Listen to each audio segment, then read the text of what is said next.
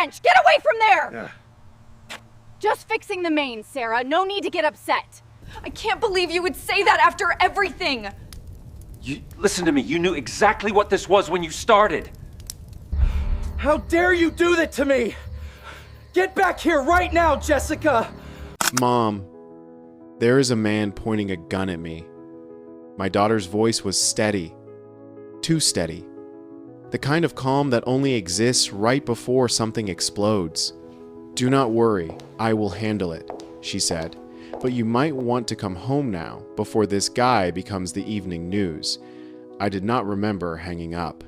One moment, I was in a client meeting in downtown Portland. The next, my briefcase was on the floor, and I was running for the door. My colleagues, shocked, faces blurred behind me. My heart was already halfway to Maple Ridge Estates, the eco-friendly paradise where we had moved just 2 weeks earlier. Who could have guessed that a neighborhood boasting sustainability and harmony would welcome my daughter with a gun barrel? They picked the wrong house, and more importantly, the wrong woman to threaten. If you are watching this video from an HOA nightmare of your own, drop a comment below and let me know what ridiculous rules they have tried to enforce on you. The brochures had promised peace, tree-lined streets, solar roofs, neighbors who cared. But what they really sold was a gated utopia run by a board of tyrants with clipboards and inflated egos. I should have known the moment I saw the manicured lawns and identical pastel mailboxes. Maple Ridge was not a community. It was a cult with property deeds. Let me start from the beginning. My name is Sarah Mitchell, 45 years old, consumer rights attorney, recently divorced after 20 years of marriage that ended so politely it confused the divorce judge. All I wanted afterward was quiet, a home surrounded by nature, good security, and neighbors who waved instead of glared. Maple Ridge checked every box. The realtor even called it a haven for professionals who value order. I did not realize order meant absolute submission. On my first official day as a homeowner, I was stacking law books in my office when the doorbell rang. A thin, sharp-featured woman in her 50s stood on my porch clutching a thick binder. "Welcome to Maple Ridge, Mrs. Mitchell. I am Karen Wilson, HOA Secretary. This is your welcome packet and community rulebook. Please review it soon to avoid incidents." That last word hit my ear wrong. Incidents? Like parking your car wrong might trigger a neighborhood tribunal? I thanked her out of politeness. She gave a stiff nod, eyes darting toward the street, as if afraid of being seen talking too long, then hurried away. That night, I opened the binder, page after page of restrictions. No overnight street parking, no gatherings over 8 people without prior approval, mandatory attendance at HOA meetings, and my personal favorite, the board reserves the right to enter properties with 24-hour notice to inspect for compliance. As a lawyer, I nearly laughed. That clause alone violated at least 3 state property statutes. I made a mental note to bring it up at the next meeting. Still, I wanted to start off on good terms. The last thing I expected was that the board would declare war before I had even unpacked my boxes. A week later, my daughter Jessica arrived from D.C. for her 2-week leave. 32, sharp as a scalpel, calm as winter glass. She told neighbors she worked for the government, leaving out the fact that she commanded an FBI tactical unit. It was easier that way. We spent the morning drinking coffee on the porch, the mist curling through the maple trees like smoke. That is when an elderly woman with mischievous eyes and a red wool hat waved from the sidewalk. "You must be Sarah's daughter," she said, stepping closer. "I am Linda Thompson, your next-door neighbor, and according to our beloved HOA president, the neighborhood gossip," she winked. "Welcome to our little monarchy." Jessica laughed. "Monarchy? Oh yes. King Richard Connors, our HOA president, rules with an iron gavel, used to be a cop until some scandal chased him out of the department. His right hand, Doug Peterson, plays sheriff with a fake badge he ordered online. Do not cross them, dear. They take personal offense to freedom." That night, as we unpacked, I told Jessica about the absurd rulebook. "Classic control freaks," she said, lining my law books neatly on the shelf. Tiny empires attract tiny tyrants. Usually it is harmless, just petty. She was wrong. The next morning, I found a bright orange notice under my windshield wiper. Violation, improper parking. Fine, $50. My car was 2 inches over a faded white line that barely existed. This is ridiculous, I said over breakfast. Jessica examined the ticket. Mom, look here. Issued by D. Peterson, Security Enforcement. That is not an HOA title. That is a guy playing cop. My blood boiled. I typed an email to the HOA board, quoting state law and case precedent about covenant enforcement. Within 30 minutes, my phone rang. Mrs. Mitchell, the voice rumbled, smooth but edged. Richard Connors, president of Maple Ridge Estates, HOA. I received your concerns. Mr. Connors, I began, your parking rule. He cut me off. Perhaps you do not understand how things work here. We maintain property values through strict compliance. Everyone follows the rules, no exceptions. I suggest you pay the fine and adjust your attitude. I could almost hear his smirk. Maple Ridge may not be the right fit for people who struggle with structure, he added, voice dropping low. It tends to get uncomfortable for troublemakers. Then he hung up. That was the moment I realized this was not about property. It was about power. That evening, Jessica and I were reviewing HOA bylaws when a harsh metallic hiss echoed from outside. Jessica moved to the window with the silent precision of someone trained to expect danger. Mom, she said quietly, you should see this. A heavy-set man in a dark security jacket was spray painting a giant red X across our front lawn. I stormed outside. What the hell do you think you are doing? The man did not flinch. He finished the last stroke and turned slowly, eyes flat. Official HOA warning, ma'am. Multiple violations. Multiple? I have had one notice, and it was bogus. This is your final warning before further action. He tapped the gun on his belt, not subtly, then walked back to his car parked under a maple tree. Jessica watched him leave, a faint smile on her lips. You notice how he emphasized final? He just threatened us, I hissed. Oh, Mom. She pocketed her phone after snapping a few photos. He has no idea who he is dealing with. The next evening's HOA meeting looked like a courtroom gone wrong. 40 residents sat in neat rows in the Maple Ridge Community Hall, the air thick with forced civility and fear. Richard stood at the front, tall, silver-haired, his posture screaming authority. Doug hovered nearby like a bouncer at a dive bar. Behind them, Karen Wilson shuffled papers without lifting her eyes. Before we begin, Richard said, voice booming through the microphone, let us welcome our newest resident, Mrs. Sarah Mitchell. Every head turned. I smiled tightly. She has already shown her unique interpretation of community standards. Weak laughter rippled through the crowd. For 45 minutes, I watched them rule the room like dictators of suburbia. Residents raised questions about skyrocketing landscaping fees and the mysterious security budget, only to be silenced with vague excuses. When no one else dared speak, I raised my hand. Richard ignored me until he could not. Yes, Mrs. Mitchell? I have several questions, I began evenly, about the legal basis of your enforcement procedures, specifically the clause that allows HOA representatives to enter private property. That is a violation of Oregon Property Code, Section 92.103, unless explicit consent is granted in the deed. The room went silent, and your escalating fine structure exceeds state caps under Section 27 to 45.3. You might want to review that before threatening more residents. Richard's smile tightened like a vice. We appreciate your opinions, Mrs. Mitchell, but Maple Ridge operates under covenants drafted by top attorneys. When you purchased your home, you consented to our governance. Perhaps next time, read the fine print before buying. The meeting ended, but the war had just begun. I caught Karen's trembling hand slipping me a folded note as I passed her desk. Outside, under the soft drizzle, I opened it. Careful. Cameras and microphones in common areas. They are watching everything. I looked up just in time to see Doug lurking near the parking lot, his smirk illuminated by the flickering streetlight.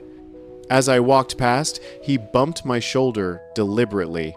"We know how to handle people like you," he murmured. "Ask the Johnsons why they sold so fast last year." He climbed into his car, the same one that had been parked outside our house the night before, and drove off.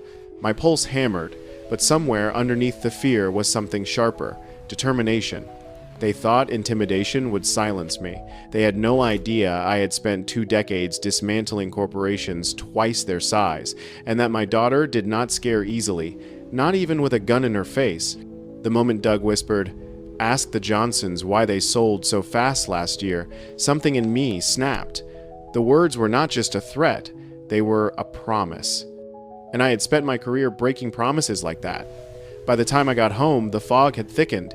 Jessica was waiting, laptop open, blue light flickering across her face. On the couch beside her sat Linda Thompson, our neighbor, and a man I did not recognize, tall, tired eyes, the kind that belonged to someone who had been through too many quiet wars.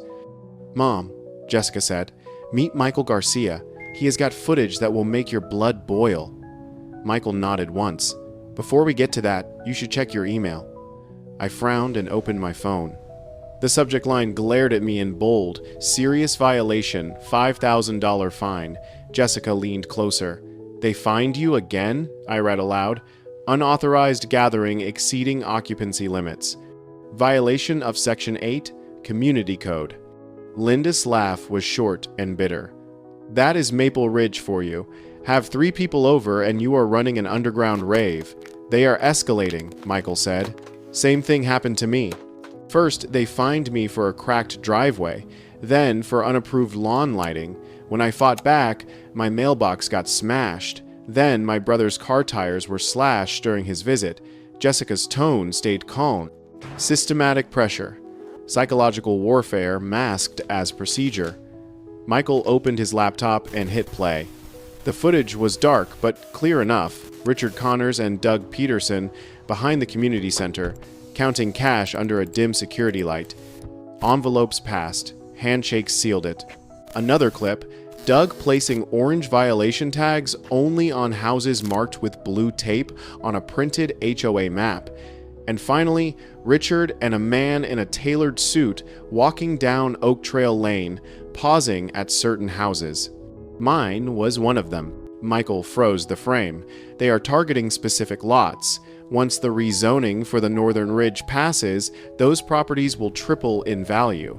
But first, they need the owners gone." Linda's voice dropped low. "He is not just greedy, Sarah. He is vindictive. He gets off on breaking people who talk back." I leaned forward, every lawyer instinct in me burning. "So the HOA is a front for a land acquisition scheme. Harassment, forced sales, shell companies. That is racketeering, extortion, wire fraud." Jessica cut in, her eyes sharp. "And intimidation with a firearm. That makes it federal." Michael nodded. "Problem is, local cops will not touch it. Richard used to be one of them." I took a long breath, feeling the quiet rage settle into purpose. "Then we do not go local." Jessica smiled faintly. "That is what I was hoping you would say." The next morning, I filed an official complaint with the Portland Housing Authority, attaching Michael's footage. It felt good, powerful even, but that feeling did not last. By afternoon, our water stopped running. I stormed outside, and there he was, Doug, standing by the curb with a wrench in hand. "Maintenance issue, ma'am," he said with fake politeness. "Emergency shutoff. 6 hours, maybe more." Jessica joined me, arms crossed. "Strange coincidence," she said flatly. "You shut off water right after my mom files a complaint?" Doug's smirk widened. "Careful, sweetheart. Would not want the HOA thinking you are interfering with official operations." Jessica's smile made even armed men hesitate. "Official? You mean your weekend cosplay job?" Doug's jaw tightened. "You will regret that." She stepped closer, her voice low. "I do not regret much. You might want to check your tone before you talk to a federal agent again." Doug froze for a heartbeat, then walked away fast. That night, Maple Ridge slept, but I did not. The house creaked with every gust of wind. Through my window, I saw the faint silhouette of Doug's SUV parked under a maple tree, headlights off, just waiting. Jessica came in quietly. Still awake? Cannot sleep with a stalker outside. She held up a small black box, then let us give him something to watch. Within an hour, she had installed 4 hidden cameras: front porch, garage, side path, and backyard. Infrared. Motion triggered. I will have his face by morning. Her calm efficiency reminded me why she was so good at what she did, and why it terrified me sometimes. The next morning, a new envelope appeared on our doorstep. Security assessment, $200 per month, mandatory for community safety. Jessica stared at it. They are making you pay for your own harassment. Before I could answer, her phone buzzed. She looked down, then up at me. Karen, she wants to meet. Says she cannot talk over the HOA line. They are monitoring calls. Do you trust her? I asked. Jessica shrugged. I trust desperation. It makes people honest. Riverbend Coffee sat just outside Maple Ridge's boundary, away from HOA cameras and patrols. Jessica chose a corner table with her back to the wall. She was early, always early.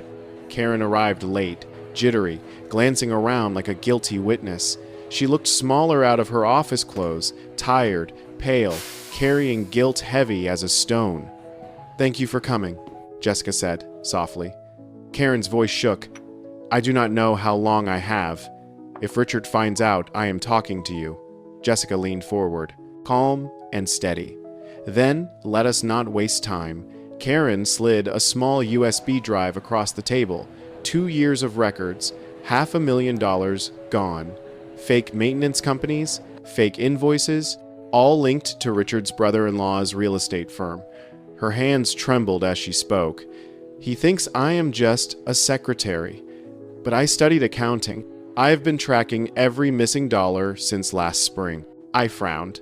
"Why risk yourself?" Karen's eyes filled with tears. "Because my mother lived here.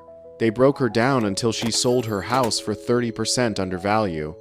Anonymous calls, vandalism, fake fines, the same playbook they are using on you." Jessica nodded, her expression unreadable. "You did the right thing, and now we will make it count." Karen hesitated. "You do not understand. He has friends in the police department, judges, city planners. They owe him favors." Jessica smiled faintly. "Then it is a good thing I do not need their permission." When we got home, I noticed the red X on our lawn had not faded even after the rain. It looked darker, as if the earth itself had absorbed the threat. Linda appeared at the fence, holding 2 mugs of coffee. "You stirred the hornet's nest, Sarah." "Good," I said. "Let us see what crawls out." She smirked. "I knew you were trouble the minute you moved in." "Funny," I replied. "That is exactly what Richard said." Over the next week, we worked like a team preparing for battle. Michael combed through financial records and video files. Linda compiled interviews and neighborhood rumors, cross-referencing them with property deeds. Karen sent encrypted messages at night with internal board documents. And Jessica, ever the strategist, built timelines, maps, and behavioral profiles. One evening, she looked up from her screen. "Mom, see this pattern?" Every homeowner targeted lived in houses bordering the North Ridge. Once those are gone, the investment group gets uninterrupted access to the development zone. I frowned. "And who is left?" She pointed at our address and Michael's. Just us. For the first time, I realized we were not just witnesses, we were the next victims. That night, Jessica stood by the window, watching Doug's SUV idle across the street again. The reflection of headlights flickered in her eyes like sparks. "Mom," she said quietly, "he is making a mistake." "What kind?" "The kind that ends careers." By morning, Jessica had already drafted a plan. "We are done reacting," she said. "From now on, we document everything. Every car, every voice, every message." We flipped their tactics back on them. She was in her element, precise, calm, lethal with logic. But I saw the shadow behind her composure. the fury of someone watching bullies hide behind bureaucracy. "You have dealt with worse," I said. "Yeah," she replied, "but this one is personal." 2 nights later, Karen texted again. "Richard added new fees to your property, enhanced security monitoring. Check the ledger." I logged in. There it was. Another $600 in charges, backdated. Jessica sighed. He is desperate. When control starts slipping, tyrants overplay their hand. She closed her laptop and looked at me. "Tomorrow, I am meeting an old colleague in the bureau. We are taking this federal." Before going to bed, I stepped out onto the porch. The air smelled of wet cedar and decay. Under the dim porch light, the red X shimmered faintly like blood beneath rainwater. Doug's SUV was gone tonight. But something told me the silence meant worse things were coming. Inside, Jessica was already asleep on the couch, one arm draped over her phone. Even at rest, she looked alert, ready to fight. And for the first time since moving to Maple Ridge, I felt something unexpected. Not fear, not anger, but resolve. They wanted to scare us into leaving. Instead, they had woken the wrong kind of enemy. The morning after Karen's warning, Maple Ridge was eerily silent. Even the crows on the power lines seemed to watch us with suspicion. The fog was thick, curling around the mailboxes like smoke from an unseen fire. Jessica's phone buzzed. She read the message, and her expression changed. "It is Thomas," she said. "He is running background checks on Richard and Doug." "FBI? Thomas?" I asked. She nodded. "Financial Crimes Division. Trust me, if Richard has got skeletons, Thomas will dig up the entire graveyard." Before she could say more, I stepped outside and froze. Across my car door, in red spray paint, were the words, "Comply or leave." The letters dripped down the metal like blood. Jessica walked up slowly, studying the angle of the paint, her voice cold. He did this at night. Left-handed spray pattern. That is Doug's dominant hand. I swallowed hard. He is escalating. "Exactly," she said, "because he is losing control. We took photos of everything." She cataloged them like evidence. Every angle, every timestamp. "Document. Always document," she muttered. "Bullies thrive in shadows. We will drag them into light." By noon, her phone rang again. Thomas' voice came through the speaker. "You are going to want to sit down for this," he said. Richard Connors, former police sergeant, forced resignation after 3 internal affairs complaints. Excessive force, tampering with evidence, and one suspicious disappearance tied to a drug seizure gone missing. Jessica's expression did not change, but her jaw tightened. Thomas continued, "Doug Peterson, no security license, no valid carry permit. He was banned from working private enforcement 3 years ago for threatening a store clerk with a gun." I exhaled. "So Maple Ridge's security chief is a criminal with a revoked license. Worse," Thomas said. "We have been tracking a real estate fraud ring. Shell companies, HOA scams, forced sales. Maple Ridge fits the pattern perfectly." Jessica looked at me. "Mom, this is bigger than we thought." Before evening, Michael texted, "Emergency. Doug is at my house. He is armed. Jessica was already moving. Stay here. Call the police. Tell them it is an active armed confrontation. Jessica, please, Mom. You taught me to fight for justice. Let me handle this part." Then she was gone. I dialed 911, voice trembling. "There is an armed man threatening my neighbor." The dispatcher was calm but detached. "Officers are en route. Traffic is heavy. ETA 15 minutes. 15 minutes. Eternity. I could not wait. I grabbed my keys and ran toward Michael's house, heart pounding, praying I would not be too late. When I turned the corner, I saw them, Doug, standing on Michael's porch, his hand resting on his gun, Jessica between them, steady, unarmed, but exuding command. "Those cameras are illegal," Doug barked. "Violation of Section 12, surveillance of common areas." Michael's voice shook. The cameras are on my property. They are legal under state law. Jessica's tone cut through the air, measured, deadly calm. Actually, Section 12 refers to landscaping maintenance, nothing about cameras. You might want to read your own rule book before threatening people. Doug's face went red. Who the hell do you think you are? Jessica's reply was ice. Someone who knows how to dismantle a man holding a gun wrong. Doug blinked. What did you just? He raised his weapon. Bad decision. The sound of a single gunshot cracked through the fog, but it was not hers. Doug had fired into the air. A warning. Jessica moved like lightning. Her hand slammed into his wrist, twisting it outward, while her other hand locked his elbow. The gun dropped. In 2 steps, she had him face down on the porch. "Michael," she said, calm as ever, "pick up the weapon by the grip. Use your shirt. Do not smudge prints." I stood frozen on the walkway. She glanced up and said evenly, "Mom, perfect timing. Tell dispatch the suspect is disarmed." When the police arrived, the scene looked unreal. Doug cuffed, Jessica standing tall, explaining the situation with precise, professional clarity. "Discharged firearm in a residential area," she told the officer. "No valid permit. Prior record for threats." The officer's tone shifted instantly when she flashed her badge. "Agent Mitchell, ma'am," one said respectfully. "We will take it from here." As Doug was led away, a black SUV screeched up. Richard Connors stormed out, face purple with rage. "What the hell is this? You cannot arrest my security chief. He was doing his job." The lead officer stepped forward. "Sir, back away." "Your man has been arrested for unlawful discharge and assault."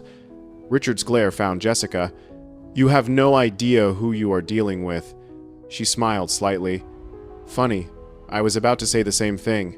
He leaned in close, voice low and venomous. "You have made a serious mistake. Agent Mitchell. You do not know how far this goes." She tilted her head, meeting his stare. "Oh, I think I am just starting to."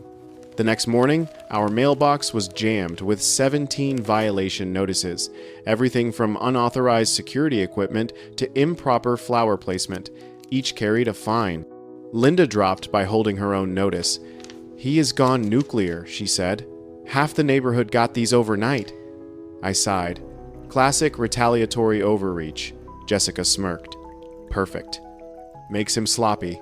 Sloppy means traceable. That night someone destroyed our flower beds, roots torn, soil ripped up. The cameras caught 2 masked teens." Jessica watched the footage in silence, then hit pause. "Hired. Look how they move. Fast. Practiced. They are not kids." Michael called an hour later. My mailbox was smashed again. And Richard's SUV was parked down the block. I exhaled slowly. He is testing us, seeing how far we will bend.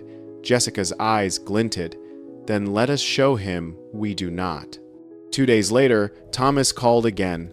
"The Bureau is moving fast. We are connecting Maple Ridge's HOA funds to multiple shell LLCs under the same family network. This might be part of a regional racketeering case." Jessica smiled grimly. "Perfect. Because Richard is about to hand us the rest on a silver platter." That night, she met with Karen and Linda at a diner outside the neighborhood. I joined them, sitting in the corner booth. Karen slid over a manila envelope. It is all there. Financial statements, falsified invoices, fake maintenance expenses. Richard's handwriting on every authorization. Linda added, "And I have got testimony from 6 former homeowners willing to talk. If you can protect them." Jessica nodded. "They will be safe. But we will need one more thing, a public confrontation." Michael blinked. "You mean call him out in front of everyone?" Jessica nodded. "Exactly. Bullies rely on silence. We will make noise he cannot control." When the emergency HOA meeting was announced for Tuesday, the tension was electric. Everyone knew it was not about landscaping anymore. It was war. The community hall filled to capacity. Richard sat at the front table, jaw tight. Karen beside him, avoiding eye contact. Jessica and I stood near the back, letting the whispers spread. Richard slammed his gavel. Order. This meeting concerns a coordinated attempt to undermine our community standards. Certain residents have incited chaos. He looked directly at me, and will face termination of membership, the crowd murmured. I raised my hand. Point of order. I have evidence this board has engaged in financial fraud and intimidation. Gasps. Richard's eyes went wide. Out of order. But Karen stood up. Her voice trembled, then steadied. No, Richard. She is right. I have seen it. I have the records. The room erupted. Richard turned white. Sit down, Karen. She did not. I have been keeping copies for years. You have been stealing from everyone here. Linda's voice cut through the chaos. I move for a vote of no confidence under Article 8. Hands went up across the room, dozens of them. Richard shouted, "This meeting is adjourned," but no one left. The vote was overwhelming. Richard and his allies were removed on the spot. The crowd broke into spontaneous applause, a collective exhale after years of fear. But Jessica leaned close to me, voice low. He is not done. Cornered men do not retreat, they bite. She was right. Because when we got home that night, our front door was ajar. Inside, the lights were off. And from the darkness, a familiar voice called out, low, calm, and terrifying. Close the door, Sarah. We need to talk. This time, no one is calling the cops. I froze. Jessica stepped forward, motioning for me to stay behind her. The faint click of metal echoed, the sound of a gun being cocked. Richard stepped into the light, pale and furious, a handgun resting on his knee. Breaking and entering? Jessica said evenly. That is new, even for you. Richard smirked. I am not here to play games. You have ruined everything, but I am willing to make a deal. He tossed a folder onto the coffee table, a full retraction of your accusations, signed by both of you. You sell the house. I pay $50,000 above market. You walk away. Everyone wins. Jessica tilted her head. And if we refuse? His smile did not reach his eyes. Then things get messy. Accidents happen. Houses burn. You would not be the first. For 20 minutes, Jessica kept him talking about his plans, his connections, his untouchable network. She was baiting him, and he was too arrogant to notice. So you are confirming, she said softly, that you funneled HOA funds through shell companies owned by your brother-in-law? Richard chuckled darkly. Not confirming, bragging.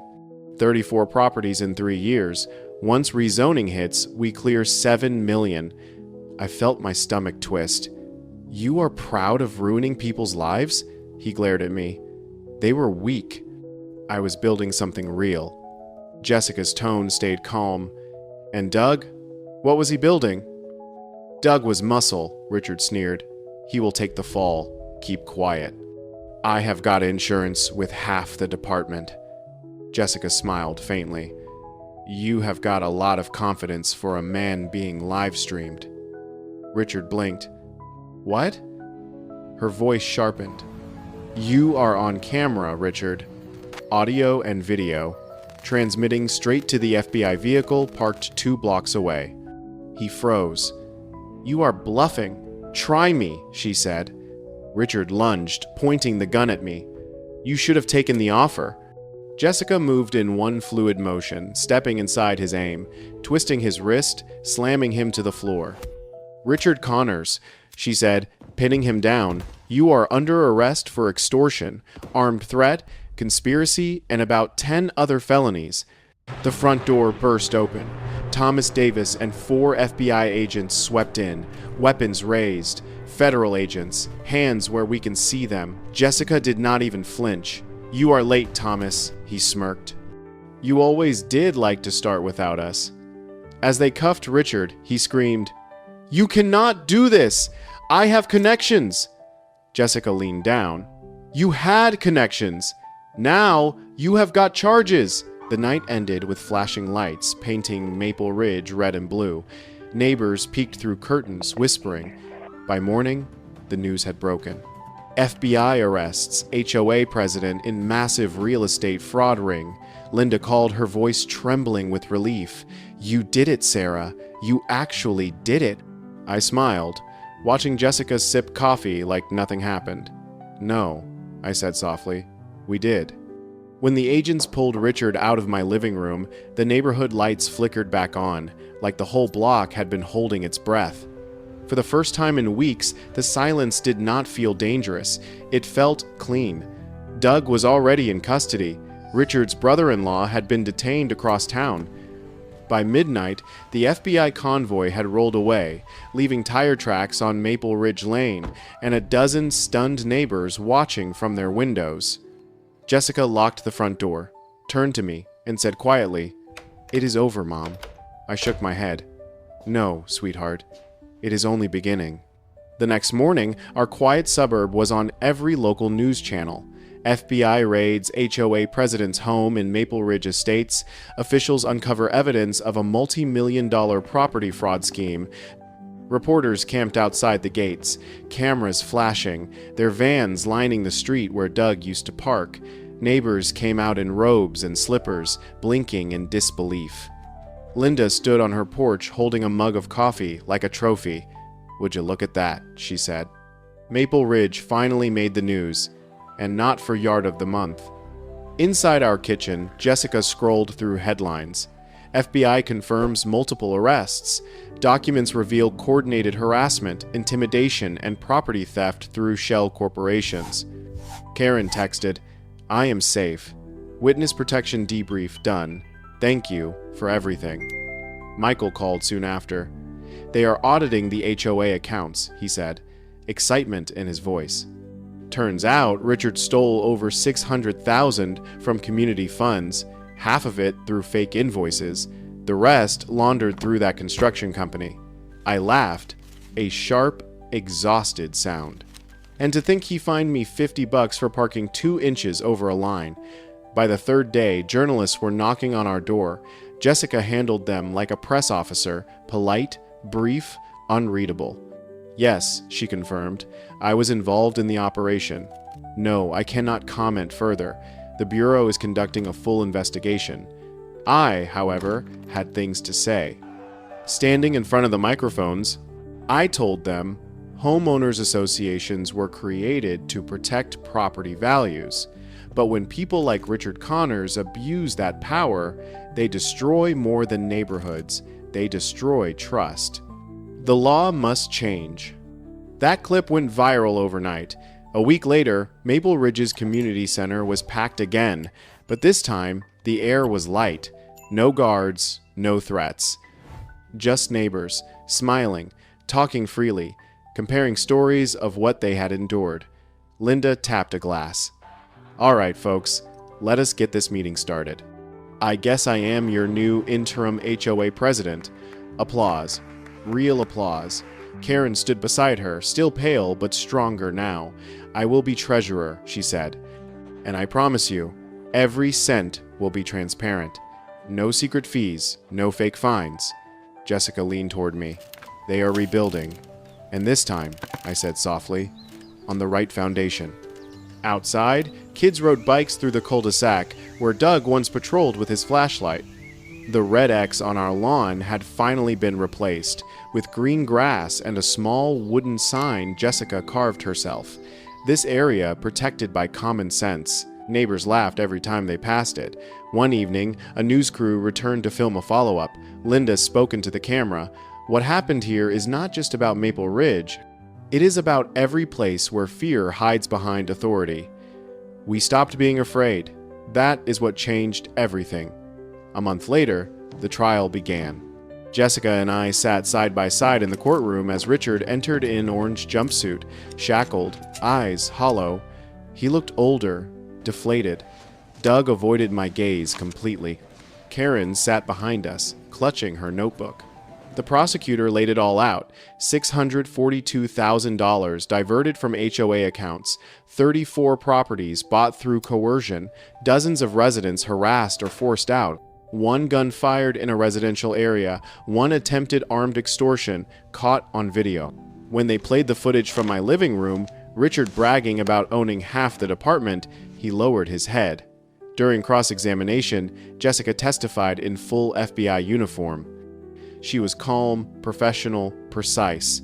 The suspect confessed voluntarily while brandishing a firearm. The conversation was recorded via live transmission to FBI Special Agent Thomas Davis. The judge nodded. "Thank you, Commander Mitchell." Richard's lawyer tried to spin it, claiming stress, misunderstanding, even entrapment, but the evidence was airtight. Linda's notebook, Karen's USB, Michael's footage, it all painted one undeniable picture, a man who thought power made him untouchable. When the verdict came, the courtroom was silent. On all counts, guilty. The judge turned to Richard. "You abused your position of trust to terrorize your neighbors for profit. You manipulated the law to violate the very rights you were sworn to uphold. This court sentences you to 15 years in federal prison and full restitution to the Maple Ridge community." Doug received 8 years for aiding and brandishing a firearm. When the deputies let them out, Richard turned once, looking at me. I met his gaze without a word. For once, he looked small. Outside the courthouse, reporters swarmed. "How does it feel, Mrs. Mitchell, to take down a corrupt HOA?" I paused, thinking of everything. The fear, the late nights, the red X, the endless fines. "It feels," I said, "like remembering that small injustices matter, because when we ignore them, they grow into monsters." Jessica added beside me, "And sometimes, those monsters pick the wrong house." The crowd laughed, the flashbulbs popping like fireworks. Back at Maple Ridge, the transformation was visible. Gardens bloomed again. Neighbors waved instead of whispering. Fences were repaired not by order, but by cooperation. The new HOA board operated with full transparency. Financial reports were posted online. Every meeting streamed live.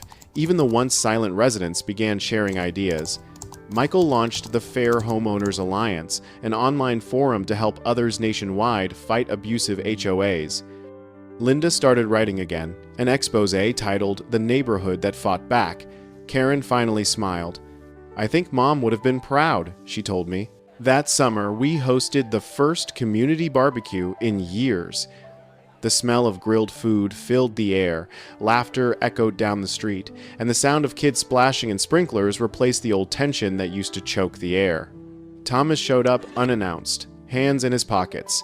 "Could not resist checking on my favorite whistleblowers," he said with a grin. Jessica rolled her eyes. "You just wanted free food." "Federal agents do not eat free," he replied. "They eat justice." Linda laughed so hard she almost spilled her drink. Later that evening, as the sun dipped behind the Oregon pines, I stood in the yard watching everyone, smiling, alive, free. Jessica joined me, holding 2 glasses of lemonade. "You know," she said, "I have been thinking. I might transfer to the Portland field office permanently, closer to home, and less HOA drama in DC." I raised an eyebrow. "You sure about that? You attract chaos, like porch lights attract moths." She grinned. "Maybe, but at least now, we know how to handle it." When night fell, the porch lights came on across Maple Ridge. No more shadows hiding behind authority. No more security patrols. Just neighbors, ordinary people, reclaiming what was theirs. On our front lawn, where that red X once screamed defiance, now stood a small garden bed. At its center, a sign Jessica made from reclaimed wood, "Justice lives here." Every time I looked at it, I remembered how it all began. The phone call from Jessica, the gun, the fear, and how it all ended, with a community reborn. Months later, a letter arrived from the Department of Justice. Recognition of civil contribution, Sarah and Jessica Mitchell, for cooperation leading to successful prosecution in regional HOA fraud investigations. I read it twice, smiling. Not for the acknowledgement, but for what it symbolized. Closure. Now, when I drive through Maple Ridge, the place feels different. The same streets. The same homes. But the fear is gone. In its place, something better. Connection. We built something stronger than rules or regulations. a community that remembers. A family forged not by proximity, but by courage. And if anyone ever asks me what it took to bring down a tyrant, I tell them this: sometimes it does not take an army. Just a mother, a daughter, and the truth. When people talk about Maple Ridge now, they do not mention fear, or fines, or red X's. They talk about the night an entire neighborhood remembered what it means to stand together. Because power only controls what silence allows, and when good people speak, when mothers fight, when daughters act, when neighbors stop turning away, tyrants lose their thrones faster than they built them. This story was not about one corrupt HOA president. It was about how ordinary people become extraordinary when they refuse to surrender. That is the real victory. Not the arrest, not the headlines, but the moment a frightened community finally realized they were never powerless. So if you are watching this, and your own neighborhood has rules that feel more like chains, do not back down. Document. Speak up. Unite. Because justice does not begin in courtrooms, it begins on quiet streets with people brave enough to say, enough. And if this story inspired you, leave a comment below. What would you do if your HOA tried to control your life? Would you fight back? Would you walk away? Tell me in the comments. And remember, stay aware, stay kind, and never underestimate the strength of a homeowner who refuses to be bullied.